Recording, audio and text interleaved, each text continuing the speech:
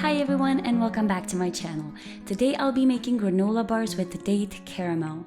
These granola bars are so good that you'll have a hard time putting them down until you eat the last one in the pan. So let's get started. First up, we are gonna make date paste. So pit a few mature dates and add them to a food processor. The dates should be tender, juicy, and have a deep caramel-like flavor. If you can't find mature dates, regular dates will do as well. However, you might have to soak them in a bit of water first for a few minutes, just so they are nice and soft. Then pulse the dates until a dough-like consistency forms. Scrape the date paste and transfer it into a large bowl.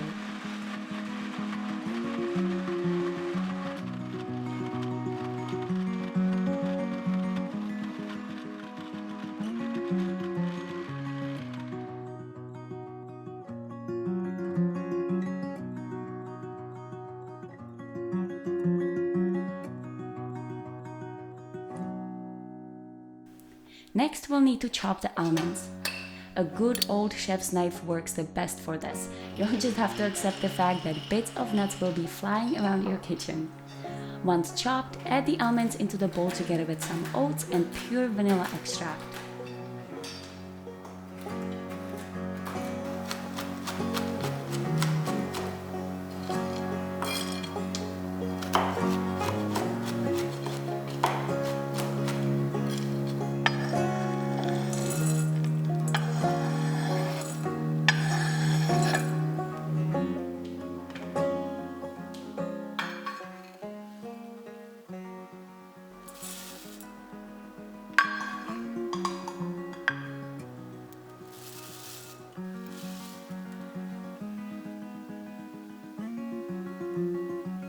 Last but not least, we'll warm up some maple syrup with almond butter. If you have ever worked with nut butter, you probably know that it can be quite sticky and hard to work with. That's why we are warming it up so it loosens up a bit.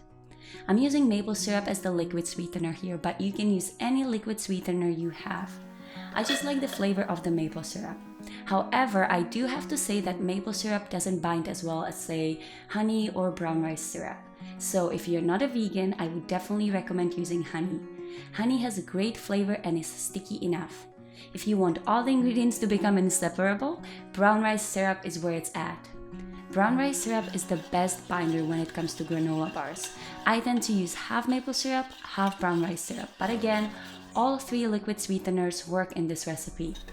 When the maple syrup almond butter mixture is loose enough to pour, stir it into the rest of the ingredients and mix until all the ingredients are evenly coated and start to stick together into clumps. You can use a wooden spatula, but I find that it's best to use hands.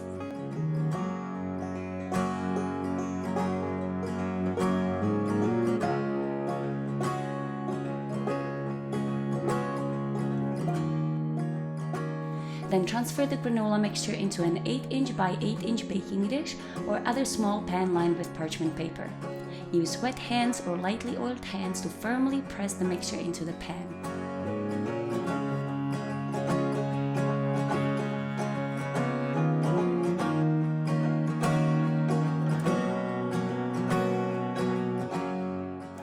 Now, you can keep these bars raw or bake them.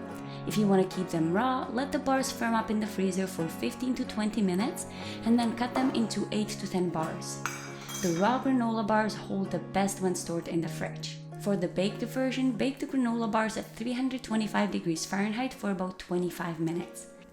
As soon as you remove the bars from the oven, press them down with the back of a lightly oiled spatula. Once cooled, cut them into individual bars. And that's it, delicious granola bars with date caramel. These granola bars are really easy to make and the flavor is really simple. So they're kind of caramelly from the dates and then you get crunch from the almonds and then chewiness from the oats. And I like to use almond butter. Sometimes I swap it for peanut butter. Peanut butter is really good too. And if you're a fan of dried fruit, you can throw in some dried fruit. If you like any other type of nuts, you can throw it in there as well and just really make it your own. I can tell you that the dates, what type of dates are we using? Mature dates. Those are the good ones. Yeah, so the soft ones. Yeah, the good ones. Normally when I eat like a bar with dates in it. It's really overpowering. This is not overpowering. It's like, it's under there.